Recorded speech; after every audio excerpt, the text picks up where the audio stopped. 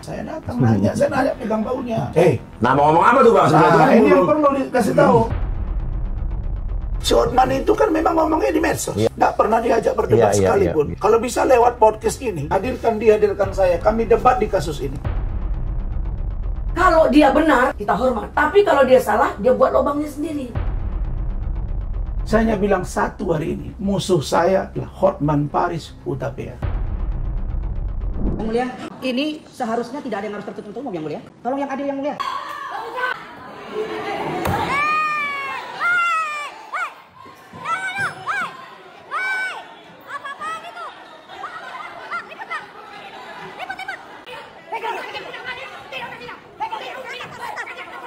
Saya tidak mau, tidak ya.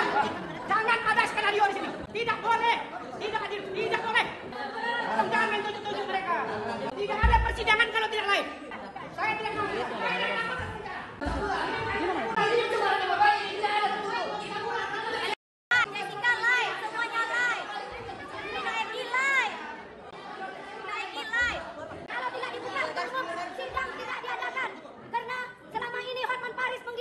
Ya, itu tadi adalah video kericuhan yang terjadi di pengadilan mana tuh Bang? Pengadilan Jakarta Utara. Pengadilan negeri ya? Jakarta Utara ya. Negeri Jakarta Utara ya. Iya. Ya, itu heboh sekali kemarin beberapa hari terakhir ini. Ini sudah ada bersama langsung pelaku-pelakunya nih ya. Ini Bang Rasman nih ibaratnya orang yang dulu jadi teman saya sempat jadi musuh saya gitu ya. Sekarang kita udah bayar ya Bang ya. Ya. Selamat anggota DPR RI dan Astri juga. Oke, terima kasih Bang. Abang juga waktu kan bapak saya meninggal, Abang berduka cita. Makasih Bang ya. Ya, dan Bang Firdaus Wibowo ya. Owiwobo. Oh, Owiwobo. Iya. Owi bilangnya Owiwobo aja. Owiwobo ya. Kayak nama Jepang ya Bang ya. Iya. Masih dikit-dikit. Ibu Elida Neti nih. Iya, di One and Only nih. Ini pengacaranya Bang Rasman dulu ya. Iya. Masih besar ya. Setia nih. Setia. Oke, ini sebetulnya kemarin gimana tuh? Abang nyamperin Bang Hotman tuh mau ngapain? Begini. Kok kayak orang bilang Bentar, mau. coba lihat Ya. di video di Instagram saya, kutip juga sama banyak media. Saya sampai begini, Yang Mulia, tolong sidang ini terbuka untuk umum. Saya minta tolong, karena ini terbuka live. Dan saudara Hotman ini sudah bercerita kemana-mana bahwa dia tidak melakukan pelecehan. Malah dibilangnya saya yang merekayasa. Ya kita buka di sini. Dan ini bukan anak di bawah umur, bukan peradilan agama orang mau bercerai. Jadi tidak ada. Nah hakim ini tidak bisa. Kami putuskan tidak bisa. Jaksa kalau tidak patuh silakan lakukan penahanan. Ini ada videonya nih? Ada. Oke. Jadi ini tayangin ya. keterlaluan. Tidak ada boleh otoriter yang mulia. Kita hormati persidangan yang mulia. Kalau yang mulia kasus ini sudah final yang mulia. Tidak usah disidangkan. Semuanya harus mendengarkan seluruh dunia. Kami tidak usah disidang yang mulia.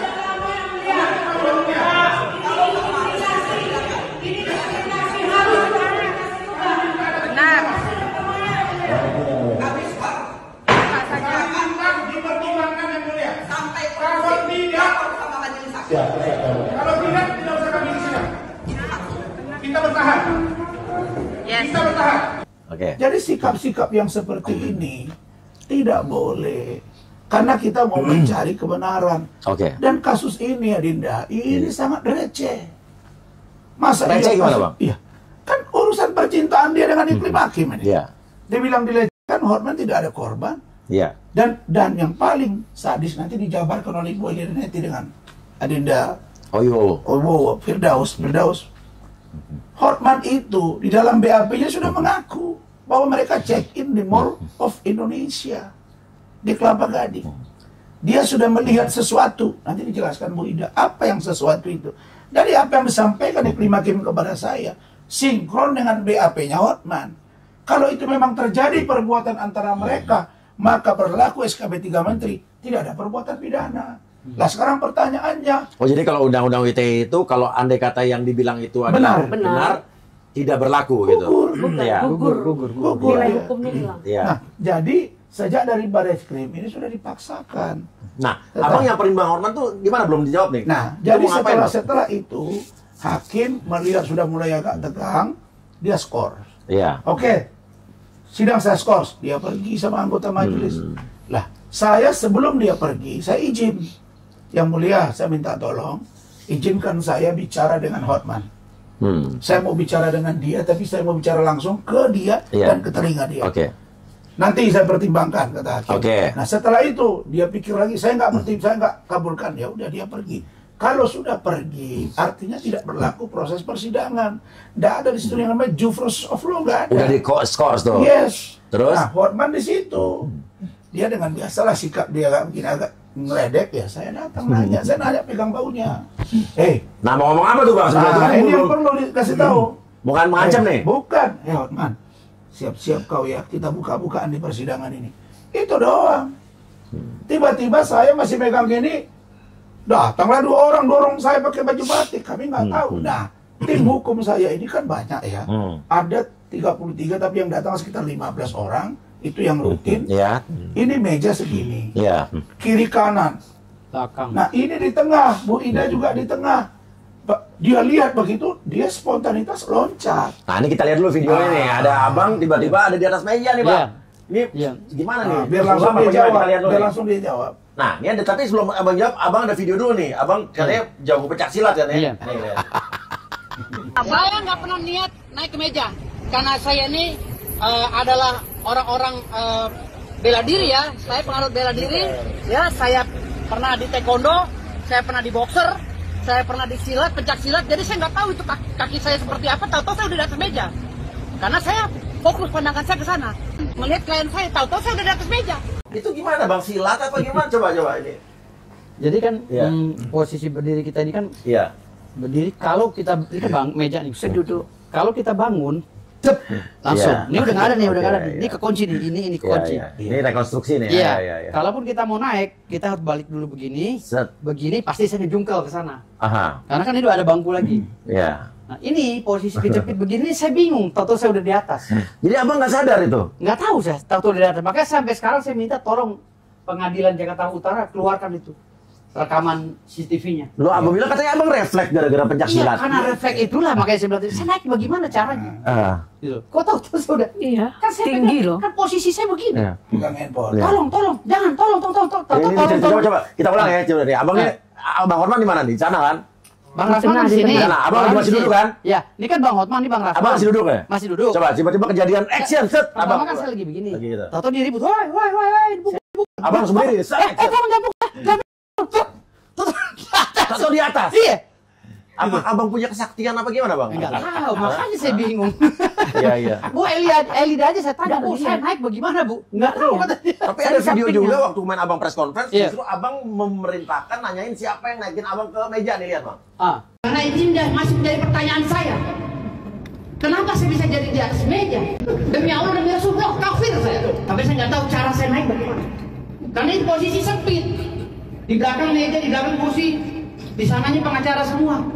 Ini yang menjadi pertanyaan saya, mengagitasi pikiran saya. Masalah saya naik ke bangku sampai saat sekarang, saya ini nggak tahu nih siapa yang naikkan saya ke meja. Saya sudah bilang kafir saya kalau saya tahu. Karena saya udah panik lihat klien saya itu udah dicek oleh jaksa dan orang yang pakai batik, 2 orang itu. Orang nggak jelas mungkin. Kalau memang dia pamdal, mana surat pamdalnya? Adakah SOP pamdal Mahkamah Agung untuk mengancam klien saya? Kenapa mengancam klien saya tidak izin kepada kami yang saat itu ada di depan mereka? Iya, makanya nah, itu gimana Bang? Kok tiba-tiba Bang bilang siapa yang naikin saya ke meja? Ya sekarang posisi saya dengan kondisi tangan megang handphone dan tangan kejepit, ini pasti butuh waktu lama untuk naik. Kan handphone ini, tolong jangan saya tolong kayak gini. Tahu-tahu saya udah di atas. Gitu. Jadi abang nggak sadar nih? Nggak sadar saya. Ya apa perlu kita mungkin ada pengadilan, ada CCTV? Harus ada CCTV itu, ada. Makanya saya minta dibuka itu. Ya barang siapa yang ada mengambil momen, Bang, dia bilang Firdaus apa Owiwowo? Firdaus saja. Tadi Owiwowo. Namanya Firdaus Owiwowo. Oh iya. Namanya Owiwowo. Barang siapa yang memiliki gambar video proses naiknya abang ke atas meja, tolong kasih kabar ke kita. Karena ini pertanyaan besar. King_Uyakuya gitu ya. Iya betul, siap. Karena saya juga penasaran Bang. Kadang-kadang jangan-jangan abang punya ilmu gaib. Itu satu ruangan tuh anggota saya tanya. Nggak tahu dia bilang. Karena secara logik nggak mungkin juga. Nggak mungkin. Enggak. Sempit kan? Dia tinggi, sempit. Harusnya dia merangkak dulu tinggi, naik. posisi saya begini. Kalaupun mau naik kan saya putar dulu, gimana dulu. Ibu nanti di mana pada saat itu? Di sebelah saya, sebelah saya dekat. Ibu nggak yang naikin nih? Hah? Saya naikin. Soalnya saya ngeliat ibu tuh kayak justru yang lebih punya ilmu nih kayaknya. Saya naikin dia dengan ilmu dalam. Ilmu dalam gitu. Sementara saya nggak tahu dia tiba-tiba di atas. Padahal rapat Kalau seandainya seperti badan sebesar Pak Firdaus, naiknya itu tuh pasti lama. naiknya merangkak gitu. Gimana coba kalau ke meja kan, umpamanya ibu dia misalnya manjat ke meja begini kan. Pasti lama, kan meja tinggi banget. Ya kan? Kalau dia dorong ke belakang, di belakang ada orang duduk, di samping ada bangku, orang, ada bangku. samping sini saya. Kalau dia naik ruangan segitu, dia naik melompat, pasti nyangkut kaki. Pasti nyangkut kakinya. Kalau dia naikin kaki sebelah dulu, itu juga pasti lama waktunya. Karena megang handphone. Saya nggak lihat. Ibu pandangan lagi gimana waktu itu? Saya pandangan ke depan waktu semua. Bang Rasman mengejar Pak Hotman. Iya. Terus tapi dia tidak ada membuat power yang akan memberikan tidak baik. Dia langsung pegang, belum terpegang, belum tersentuh, diginiin langsung oleh dipukul Rasman itu dianiaya. Diginiin oleh Pak digini. Hotman. Datang yang berdua ini melompat, saya akan terskenario dengan baik, langsung di Bang Rasman didorong, yang satunya gitu kan. Yang satu begini. Nah, emang gitu ya? Iya. Jadi semua yang di dalam meja ini, meja yang segini kita duduk itu sempit loh. Jadi, sempit banget. Tapi kapan ibu sadar dia di atas meja Pak Gogo? Nah, saya keluar, yang lain keluar, saya lihat, kok dia udah mau turun. Saya baru sadar pas ditegur jaksa. Bang, abang di atas, turun. Hah, gue di atas, saya turun. Nah, itu dia. Dia udah mau turun, baru dia turun, baru saya tahu. saya juga bisa tante tahu ya. Oke, tapi kan itu dibilang katanya contempt of court. Ya, contempt of court. Itu gimana tuh, Pak? Menurut dia, sebenarnya itu tidak termasuk contempt of court. Ada bahasa Pak Hotman Paris menyatakan dia menginjak-injak. Ahli bahasa harus bicara. Yang menginjak-injak itu kan begini-begini. Dia kan melompat naik ke meja, kemudian disuruh turun tanpa ada melawan, dia turun. Karena dia melakukan naik ke meja itu bukan untuk bikin arogan atau bikin ribut, tidak. Karena dia saking militannya melihat klien yang lagi didatangi rame-rame, dia melompat mungkin. Dan ini nggak tahu nih refleks apa ada orang yang naikin. Nah, ya. makanya. Dugaan sementara abang nih ya. Refleks. Saya belum bisa berpikir. Karena dengan kondisi paha saya kejepit itu saya belum bisa berpikir sampai sekarang dengan apa cepat saya naik. Apa apanya kita nggak tahu. Iya, kalau itu sih jauh. Tapi kemungkinan terjadi karena saya cepat, mungkin refleks kaki saya apa begini, apa gimana gitu. Kalau saya naikin kan tinggi banget. Itu kan aksi yang bisa nggak tahu itu sulap atau apa. Tapi nanti juga saya punya video abang sulap nih. Tapi saya mau nanya dulu bang, nih sorry nih bang.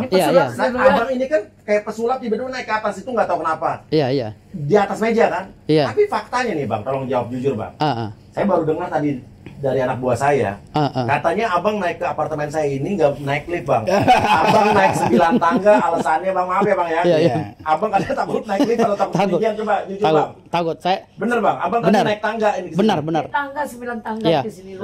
Saya punya pengalaman yang buruk banget naik lift di salah satu gedung di Jakarta. 1,5 jam saya terkepung, bukan terkunci. Terkunci dengan penuh asap penumpang lainnya. Lalu ada asap kabel. Iya. Lalu beberapa kali saya naik lift juga sama. Di Menara Sampurna saya naik lift, total lampunya mati. Drak, gitu.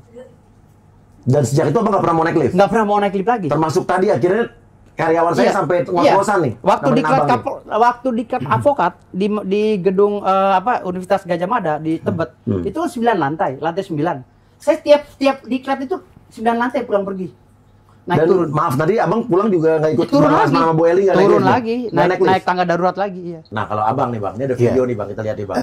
Ini ada aksi sulap yang dikomentarkan di Kombusi apa komentar ini bang.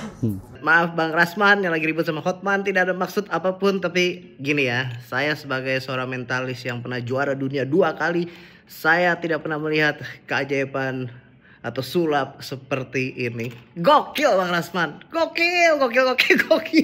Lihat. Saya lebih gila dari anak benteng. Nanti lihat, saya sepenjara. Saya tidak main-main. Itu gelang, lompat, balik lagi ke tangan, celup, nempel lagi. Kayak perisai Kapten Amerika, coy. Now, that's magic. Itu gimana tuh Bang? Itu ilmunya apa Bang ya? Nggak ada. Ya? Itu spontan aja. Kok bisa balik lagi ke tangan Bang? Saya nggak tahu. Iya. Itu faktanya kan. Sehingga dipegang sama Dinda Firdaus. Iya. Dia sebelah saya. Dia jatuh, tau-tau lengket lagi dia. Karena dia udah mutar gini kan. Ya itu barangkali biasa saja. Jadi ada hal yang istimewa di situ. Oke Bang, tapi Abang kelihatan marah banget tuh di press conference. Sebenarnya Abang tuh pengennya sidang ini kenapa, gimana sih? Nah, saya sangat marah. Ya, karena saya menahan diri itu kan sudah 3 tahun. Mulai dari proses penyelidikan di Bareskrim, saya sudah merasakan ada diskriminasi. Sampai di kejaksaan juga. Bahkan ada jaksa sudah bertemu saya 3 kali mengatakan tidak akan terbukti. Tahu-taunya jaksa dimaksud, saya dapat info dia dorong-dorong. Dia sudah ketemu, ada videonya, ada fotonya. Nanti kita akan ungkap kalau dia melakukan intervensi. Pasti saya akan ungkap. Nah, saya berpikir begini. Di Bareskrim oke lah. Mungkin tidak bisa berdebat habis-habisan. Di kejaksaan juga pemberkasan. Nah, tempatnya di mana? Pembuktian kan di pengadilan. Nah, kalau di pengadilan kita tidak diberi ruang untuk kita membuka tabir gelap ini, ruang-ruang gelap ini. Terus apa putusannya nanti? Kan akan keliru kan? Apalagi ini bukan kasus yang dalam ranah tertutup. Jadi Abang tetap pengen sampai akhir terbuka? Oh memang kami harus terbuka. Berarti sidangnya kemarin akan diulang lagi? Dan iya, tanggal 20. Kami tetap tidak akan mau. Jadi besok kami akan ke Mahkamah Agung, ke Komisi Yudisial, lanjut ke DPR RI Komisi 3, lanjut ke Pengadilan Tinggi dan Pengadilan Negeri Jakarta Utara. Kita akan minta hakimnya diganti seluruhnya. Nah ini ada video Abang marah-marah sama hakim nih. Teriak-teriak koruptor segala macam kita lihat nih. Koruptor! Tahu nggak Anda? Ya! Tidak bisa! Tidak bisa! Tidak bisa! Tidak bisa! Kami minta diganti! Ganti! Ganti! Ganti! Sadar. Tidak bisa. Sadar. Tidak bisa. Ganti. Ganti. Hakim ganti. Kita kapolres ganti. Hakim ganti. Kita lewat aja Pak. Kita lewat. Itu kenapa Bang Abang marah-marah gitu? Saya begini. Jadi ada 2 termen. Kejadiannya 2 termen. Termen pertama itu yang saya minta tolong, terus tidak dikasih saya bicara dengan Norman, saya datangi. Loncatlah beliau nih, itu 1 termen. Termen yang kedua, kita sudah tertib. Diberitahu oleh jaksa, diberitahu oleh pihak pengadilan, silakan duduk. Jemputlah kemudian saya, Iklim Hakim. Saya sebelah sini, Iklim Hakim di sana. Pengacara saya sini, pengacara dia di sana. Kita udah tertib nih. Dan kita sudah sampaikan bahwa ini harus ada hal-hal yang kita inginkan itu direspon. Tiba-tiba masuk lagi hakim. Dia dengan ponga dan gayanya itu bilang, hakim berketetapan sidang tetap tertutup. Yang ibu-ibu ini masih, wah ini orang udah nggak benar gitu kan. Kita udah bereaksi, dikira apa? Nah, langsung kita bereaksi, saya datang, semua gerak saya pegang. Saya hanya pegang begini, saya minta Anda diganti. Hakim juga tidak bersih. Banyak hakim yang koruptor, banyak hakim yang kena suap. Jadi saya bukan nuding dia. Oke, berarti koruptor bukan ditujukan pada dengar semua, bukan. Dan, itu diputus-putus. Dan saya sampaikan sekarang, kita mesti jujur. Apalagi sudah jadi anggota DPR RI, Adinda Uya. Begini, tunjukkan kepada saya, satu saja lembaga penegak hukum di negara ini yang bersih dari persoalan hukum. Tidak ada. Iya, saya itu bisa kita sama-sama tahu lah. Pasti ada, oknum pasti ada. Ya. Jadi, hanya kami dalam Undang-Undang Advokat nomor 18 tahun 2003 diatur, kita itu sama-sama kedudukannya sebagai penegak hukum. Hanya saja fungsi dan kewenangannya berbeda. Kuasa hukum juga penegak hukum, polisi, jaksa, KPK, pengacara ya sama. Nah, karena ini proses pendampingan penasihat hukum ada di ranahnya lawyer, penuntutan ada di ranahnya jaksa, kan begitu ya. Putusan ada di ranahnya hakim. Lah, sekarang diposisikan karena dia pemutus, dia duduk di depan. Kita ada hadapan. Sepertinya kita diadu argumen gitu ya. Untuk membuktikan keyakinan hakim. Jadi hakim itu tidak boleh berpikir sendiri. Makanya dalam amar putusan disebut hakim berkeyakinan. Kan itu. Nah, keyakinan itu munculnya dari mana? Dari jawaban-jawaban yang muncul dalam proses persidangan. Lah kalau kita belum apa-apa sudah dia begitu, apa yang mau diambil dari proses itu? Kan ini teori pembuktian. Apakah benar saya melecehkan dia atau tidak? Maaf, apakah saya melakukan pencemaran nggak kepada Hotman atau tidak? Apakah benar dia melecehkan Iklim Hakim atau tidak? Bukan abang melecehkan Bang Hotman, bukan dong? Iya, bukan. Pencemaran. Apakah saya melakukan pencemaran nama baik kepada Hotman atau tidak? Iya. Apakah benar Hotman melecehkan Iklim Hakim atau tidak? Apakah benar Iklim Hakim berbohong ke saya atau tidak? Kan pembuktiannya di situ. Dan abang pengen terbuka. Iya. Dan hakim, abang tetap pengen ini diganti apa gimana? Iya. Kami sampai hari ini, sampai besok juga. Kalau misalnya besok tanggal 20 ternyata tertutup lagi gimana? Kita lihat di lapangan gitu. Iya. Abang akan ribut-ribut lagi kan nih? Bahkan pastilah. Iya. Pasti kita akan tidak terima. Karena begini. Iya. Saya ingin, biasanya setahu saya ya, di mana-mana persidangan, korban itu selalu ingin cepat dia sidang dan terbuka untuk umum. Karena supaya orang tahu bahwa pelaku terdakwa itu melakukan perbuatan yang jahat. Ini kok kebalik. Saya yang terdakwa, saya yang minta supaya terbuka. Kok dia malah tidak? Kok hakim malah tidak? Apa kepentingannya? Itulah sebabnya saya minta ini harus dilakukan benar-benar pendalaman. Apalagi pengadilan hari ini sangat bobrok. Saya katanya contempt of court. Contempt of court dengan ini beda.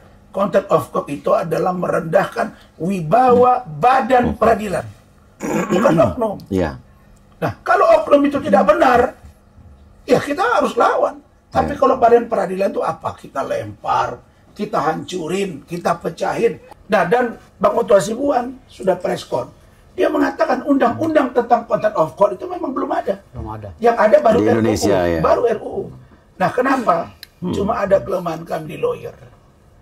Kita kurang solidaritas. Coba panggil ini. Satu orang dokter ini bergerak.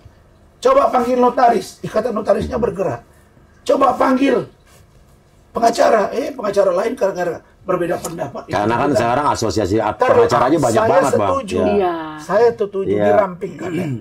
Bukan single bar, tapi menurut saya diverifikasi untuk bisa termasuk kategori organisasi advokat yang representatif. Jangan sekedar ada, itu kira-kira. Nah, Bang, ini juga video nih, katanya abang marah-marah ke polisi dan nggak takut sama polisi nih.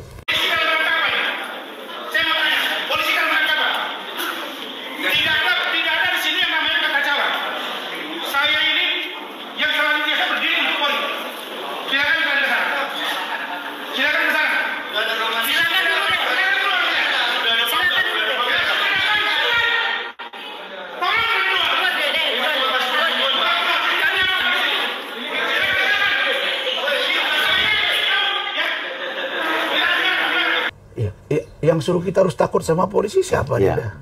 Kan kita nggak boleh juga takut sama polisi. Saya mengerti hukum, tim kami itu mengerti hukum. Polisi tidak boleh masuk dalam ranah yudikatif. Itu lembaga peradilan. Sama dengan polisi tidak boleh masuk ke legislatif. Karena dia punya PAMDAL sendiri. Hal-hal yang ekstra, yang emergensi baru boleh. Itu pun koordinasi. Nah, sekarang mereka tiba-tiba masuk. Lah, masuk, emang kita tawuran? Kan tidak. Sudah selesai, ya saya suruh pergi. Supaya mereka pergi. Belakangan masuk Kapolres. Ya saya bicara dengan Kapolres. Selesai masalahnya. Selesai sampai di situ. Buktinya, ketika saya pegang meja, saya bertahan agar hakim diganti. Akhirnya diskor. Kapolres tidak berani narik saya. Karena dia tahu. Iya, bukan ranahnya dia. Nah, kecuali ada memukul di situ. Iya, dia misahin. Kami semua tim hukum tidak ada menyentuh hakim. Oke. Pertanyaan saya, tunjukkan ke saya kalau memukul meja contempt of court.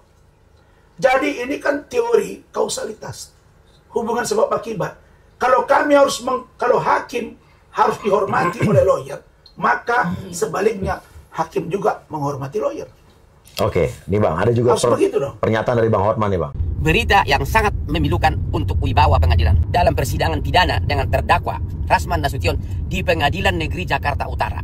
Persidangan ricuh dan tiba-tiba seorang pengacara yang adalah tim kuasa hukum dari Rasman naik ke meja dan menginjak-injak meja, naik ke meja di dalam persidangan tersebut. Ketua Mahkamah Agung dan pimpinan pengadilan agar segera melakukan tindakan tegas, termasuk untuk melarang pengacara tersebut bersidang di Pengadilan Indonesia untuk selama-lamanya. Mohon kepada Bapak Kapolda Metro Jaya dan kepada Kapolres Jakarta Utara agar segera memproses secara pidana oknum pengacara tersebut karena telah menghina pengadilan di hadapan semua kamera, di hadapan begitu banyak pengunjung pengadilan. Ini adalah kebrutalan pertama dalam sejarah hukum Indonesia. Oke, apa komennya, Bang? Iya. Si Hotman itu kan memang ngomongnya di medsos. Iya. Orang ketawa nengok dia. Saya udah bilang, kalau dia mengatakan doktor hukum laut, terus dia bilang dia pengacara internasional, nggak pernah diajak berdebat sekalipun. Kalau bisa lewat podcast ini, hadirkan saya, kami debat di kasus ini. Saya berani. Ayo, karena dia dekat juga dengan Adinda, saya juga. Saya orangnya pemaaf, Adinda. Saya dengan Richard Lee kurang apa, udah baikan. Dengan Adinda sudah. Saya kok dengan dia. Apa sih masalah saya dengan dia? Nggak ada. Kalau tidak ada si perempuan itu datang ke saya nggak ada masalah dengan dia. Ini otaknya iklim hakim, tapi dia memframing dirinya orang paling bersih. Ini yang saya harus lawan. Saya kira itu. Dan Abang, jadi kira-kira Bang nih, ini kan menurut Abang kira-kira apa sih yang bikin hakim tuh kemarin memutuskan akhirnya tertutup, Bang? Sebenarnya kami curiga karena alasan dia katanya mengandung asusila. Konten asusila yang mana? Gak ada, itu kan anak bukan di bawah umur. Dan dakwaan itu apa pasalnya? Pasal 27 ayat 3.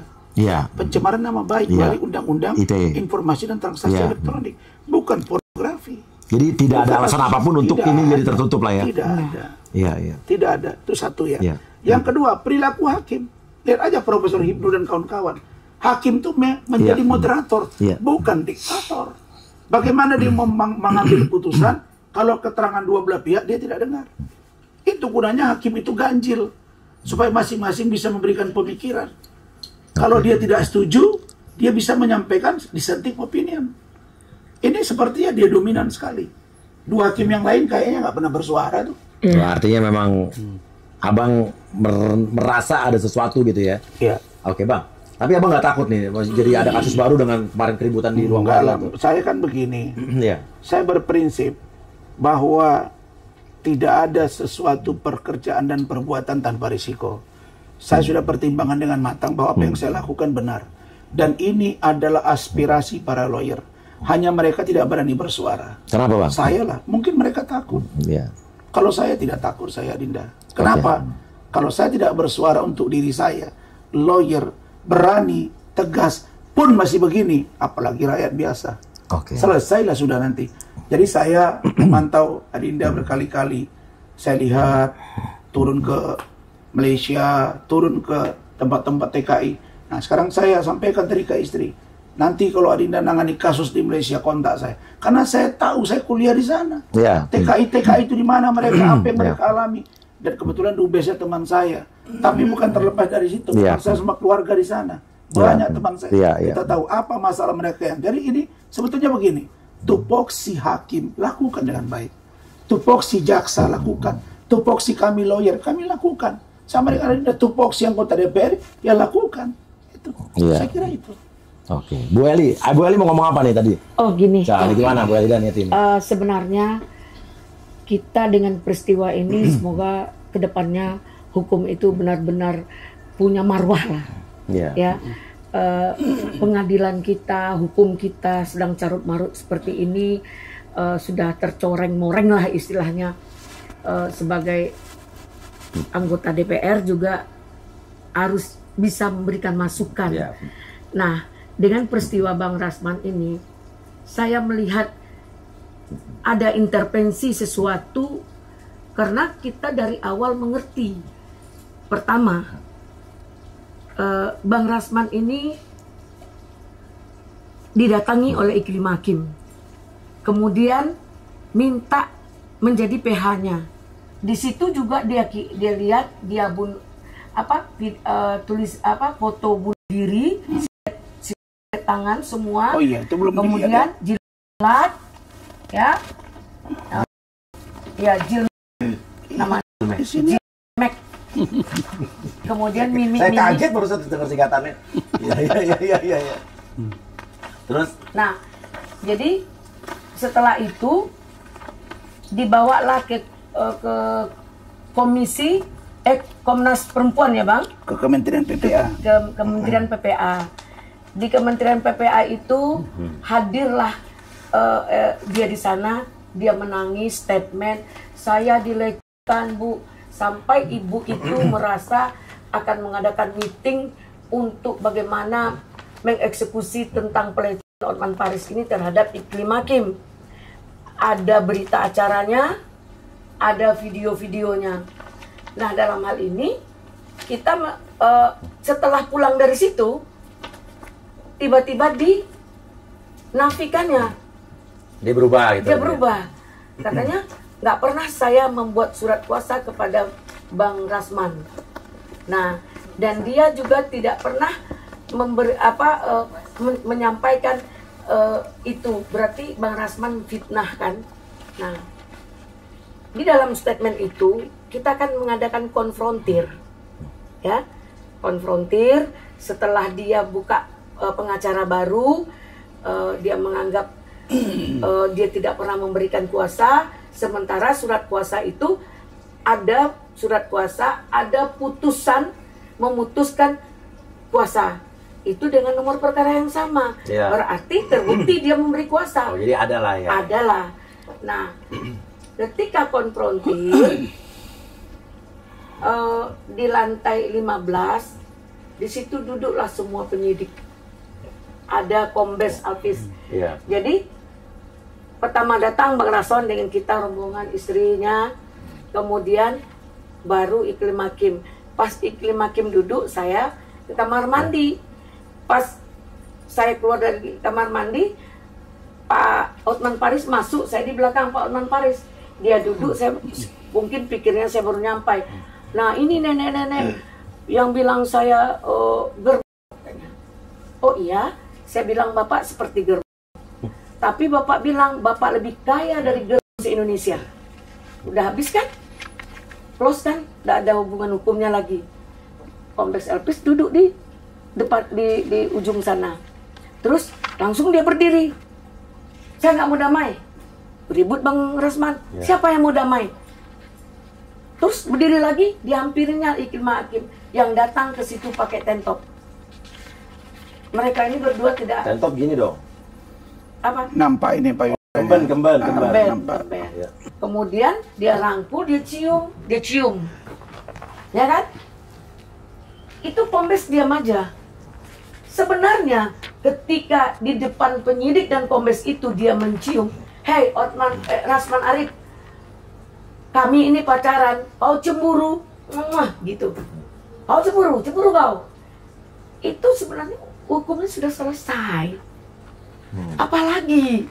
Nah, heran kita, hasil konfrontir tuh kok jadi begitu? Ada apa? Ya maksudnya kok sampai sekarang Bu ya? Ya, sampai naik ke persidangan. Oh, sampai ke atas meja.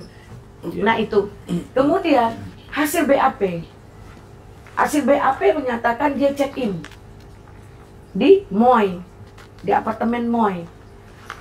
Dia kecewa karena begitu dia ternyata keras, berarti palsu juga nih. Nah artinya dia kalau dalam Islam dia sudah berzina, dia melakukan pelecehan yang bukan mukrim dan yang bukan istrinya. Nah, di mana letak kebohongan atau fitnah itu? Sesuai dengan SK 3 Menteri tadi, itu kan sudah selesai hukumnya. Nah, sekarang yang itu seminggu sebelum sidang kemarin, kita tim minta ada layar. Oh, itu mau ditampilin semua. Mau ditampilin. Namanya pembuktian. Kita yang minta ada layar. Nah, kita seneng nih. Dia ada pembuktian, kita adu pembuktian. Ini harus dipublikasi karena selama ini dia kan pandai menggiring opini, mempublikasi. Contohnya dia buat opini koruptor yang dibilang ada hakim yang koruptor, tidak ada yang bersih siapapun. Nah itu yang disampaikan, kan dipotong-potong. Nah dalam hal ini dia menyampaikan maksud kita itu supaya semua terang benderang. Kalau dia benar kita hormat.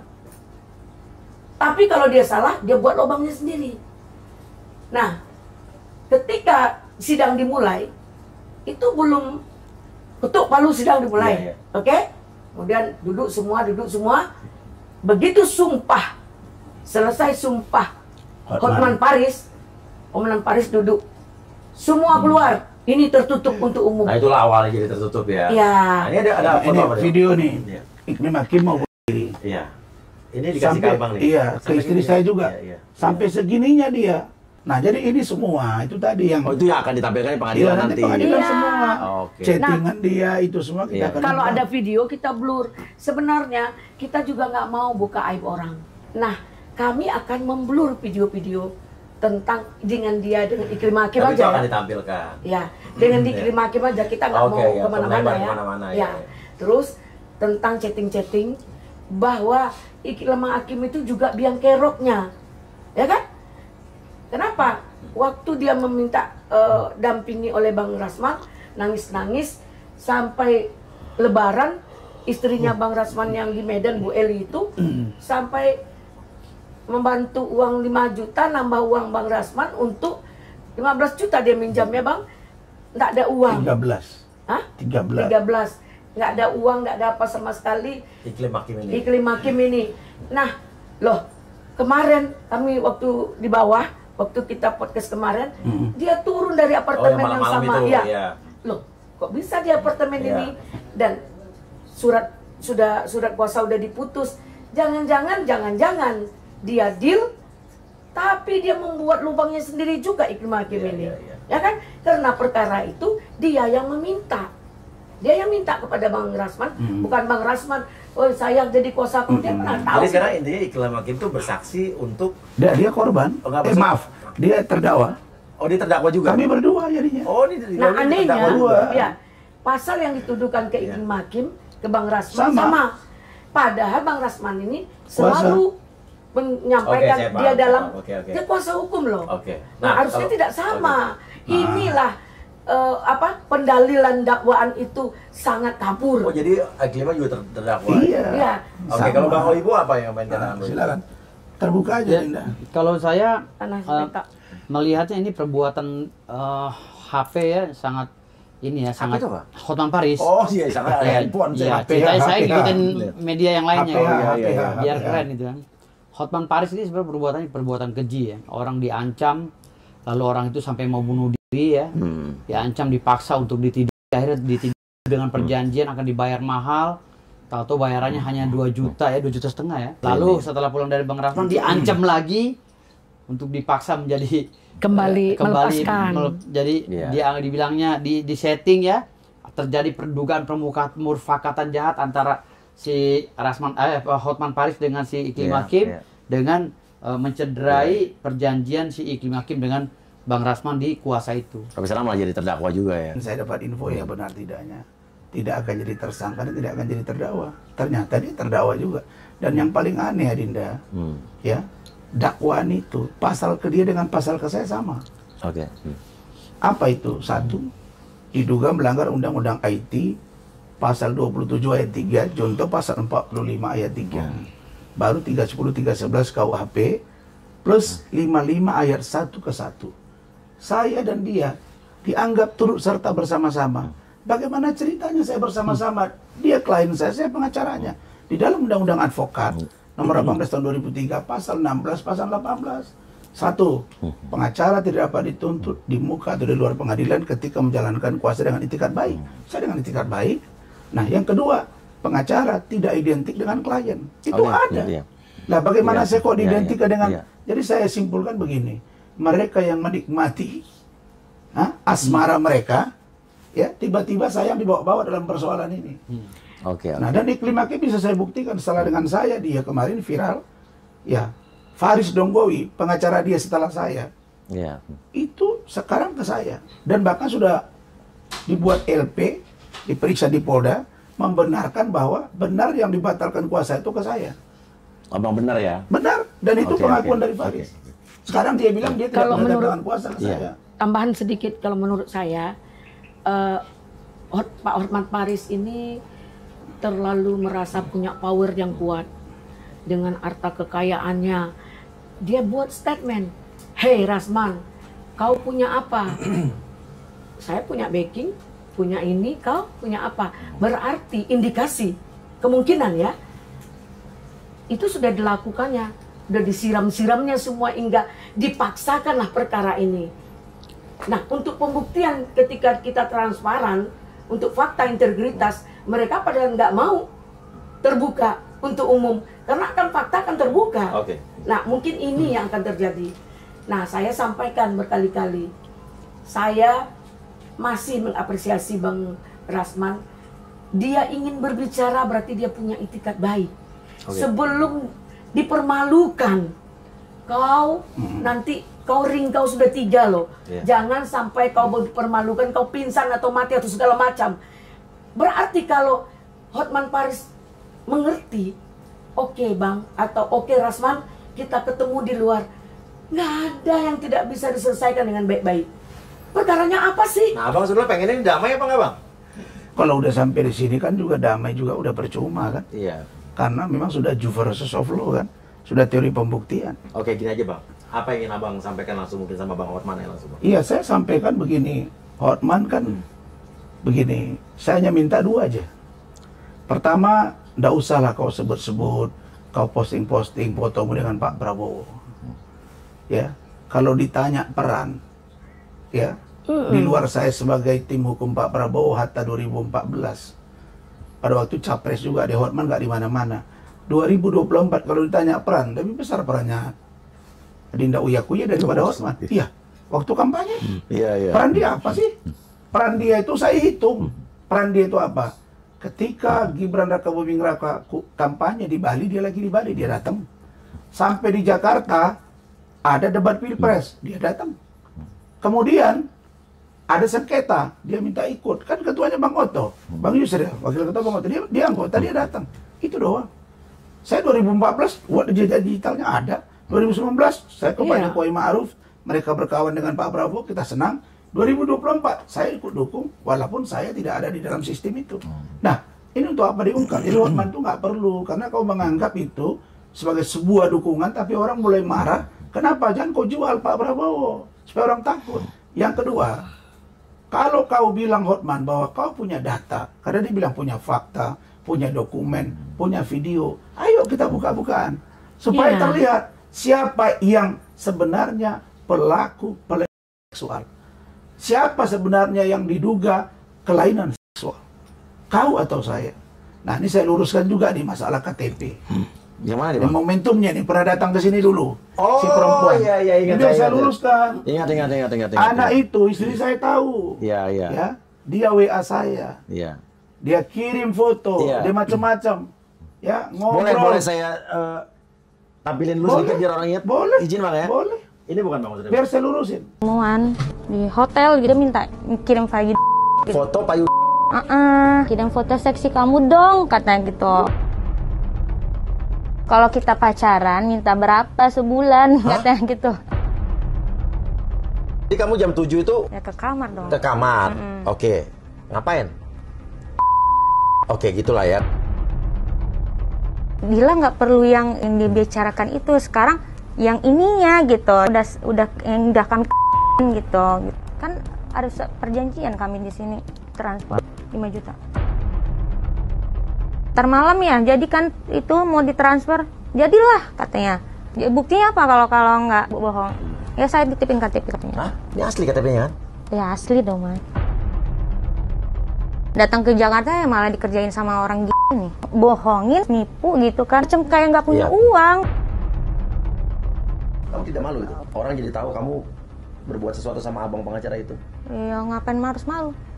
Ya nggak harus jadi munafik. Di Jakarta ini juga banyak yang kayak gitu-gitu. Oke, itu maksudnya Bang? Iya. Oh gimana Bang? Oke. Jadi anak itu menghubungi saya. Oke? Iya. Kemudian saya info ke istri saya. Oke? Kemudian dia mengirim foto ke saya. Minta ketemu saya. Saya lagi preskon. Saya kalau saya janjian sama orang mau melakukan sesuatu, pasti saya siapkan dari rumah. Ngapain? Minta ketemu, ngobrol. Nah, kemudian saya nggak tahu nih, karena dia bilang butuh bantuan. Dia butuh bantuan. Saya bilang, kamu ke Jakarta ngapain? Saya butuh bantuan Bang, begini. Nah, Saya buka dompet saya. Saya buka dompet saya nggak ada ini. Jadi saya bantu kau lah sebarang seberapa. Kan begitu. Nah, ini yang saya nggak tahu nih. Mungkin apakah terbuang atau gimana KTP ini. Nah dibilang begitu. Jadi abang bantu duit, tiba-tiba KTP-nya abang nggak tahu. Saya nggak tahu. Gitu, iya. Terus yang kedua, dalam sejarah hidup saya terhadap seorang perempuan, kalau saya suka, pasti saya nikahi. Walaupun sebelumnya mungkin kami pacaran dulu, tapi pasti tahu istri saya. Lalu kemudian saya kasih duit KTP enggak, saya buka kartu aja. Saya pernah nikah dengan artis Bella Luna. Adinda tahu, saya bayar mahalnya 1 miliar. 1 miliar saya bayar, boleh dibuka. Jadi itu adalah orang-orang yang pikirannya kotor. Termasuklah yang terakhir ini suruhan perempuan. Bilang-bilang katanya saya minta perlihatkan payung. Ini yang mana sih baru? Ada yang baru-baru ini lagi. Nah, yang saya mau ilustrasikan di sini adalah Hotman kan selalu bilang saya 1 KTP. Yang kedua saya mau lihat melon. Nah, sekarang saya mau tanya, saya nggak bilang payudara nih. Saya mau lihat melon. Saya bayar KTP, oke? Saya mau tahu ada orang yang sudah megang melon. Dia bilang melonnya keras. Emang melon bisa pakai remote apa dibuka? Kan nggak, berarti kau apain dia. Yang kedua KTP. Terus buat KTP berapa? Kok cewek ini cerita sama saya cuma 2,5 juta kau lempar duit itu ke dia? Nanti kita ungkap semuanya. Nah jadi jangan begitu kalau mau merendahkan orang. Saya meluruskan itu Adinda. Oke, Bang. Makanya saya begitu buat laporan waktu itu saya mau terhadap Adinda, saya cabut kembali dengan Bang Riki. Saya dengan Bang Riki begini. Ya. Mudah-mudahan dengan Adinda kita akan begitu karena saya tahu bahwa ini adalah informasi yang disampaikan. Tapi Adinda, orang-orang yang fitnah saya, mereka berantam semua sekarang. Dennis juga, atau saya peringatin lewat ini Dennis. Ah, kau jangan komen, datang kemari. Saya kan dia datang Adinda baru-baru ini kan. Bang Rasman, apa udah keterlaluan? Ada ngomong Adinda. Saya bilang itu yang dari terakhir ngomong ini ngapain waktu ya? Baru-baru ini dia udah dia ini. Ya kesini tuh ngebahas apa lu? Hah? Mau soal anak. Iya, saya nonton sama istri saya. Saya bilang, wah ini bagus nih. Istri saya nanya, Bu Ade, udah baikan? Udah. Aku baru ucapan duka cita nih, saya tunjukin. Iya. Wah, istri ini kadang-kadang kan dia belum paham ya. Dia berkira, udah lagi enggak. Saya bilang enggak. Udah selesai.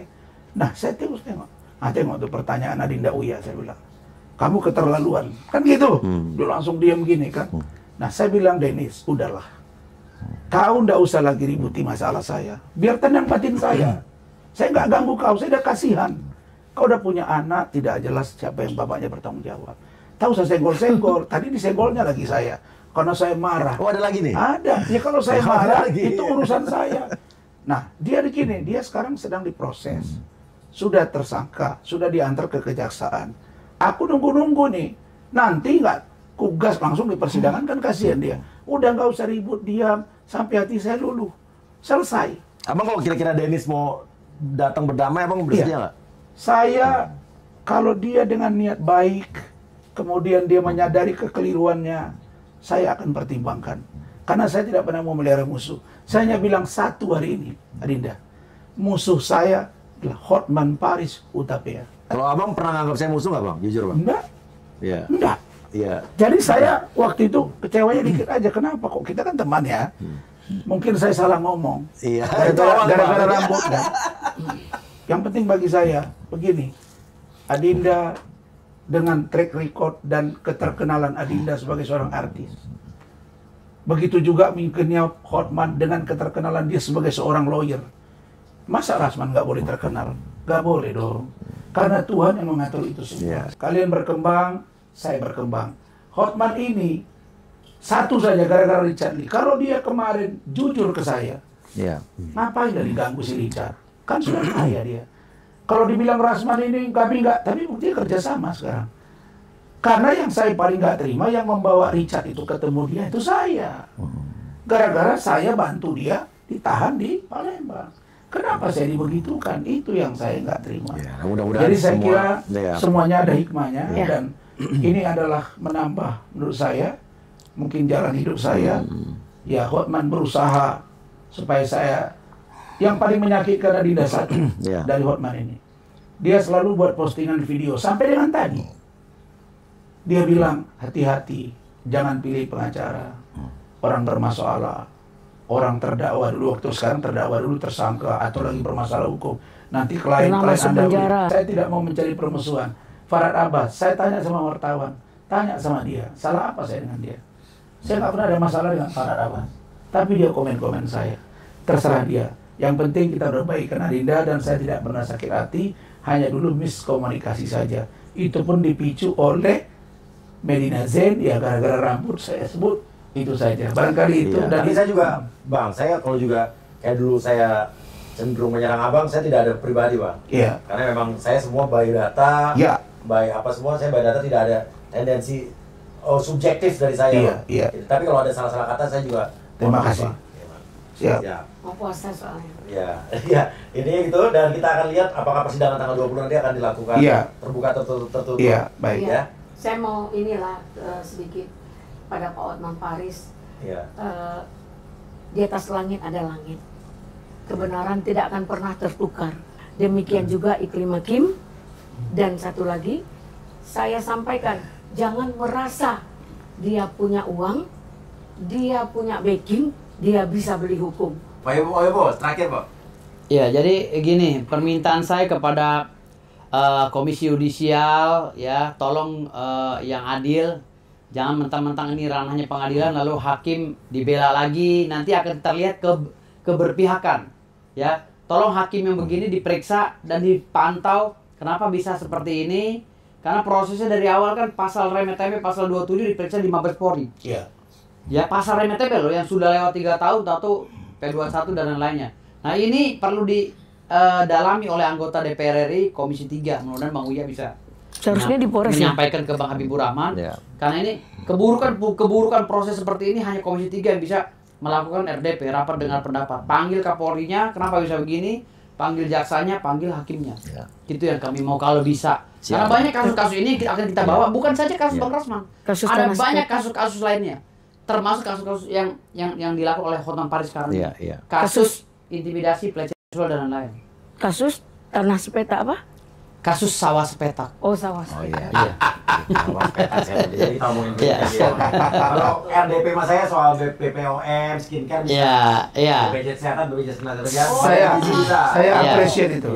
Kalau saya sih intinya Bang, saya kalau namanya tegak lurus tidak ada kepentingan apa-apa, cuman kalau saya diserang untuk buat saya diam masih nggak akan diam. Kalau saya kan tegak lurus menjalankan tugas saya. Oke, terima kasih banyak ya. Wassalamualaikum warahmatullahi wabarakatuh. Waalaikumsalam warahmatullahi wabarakatuh.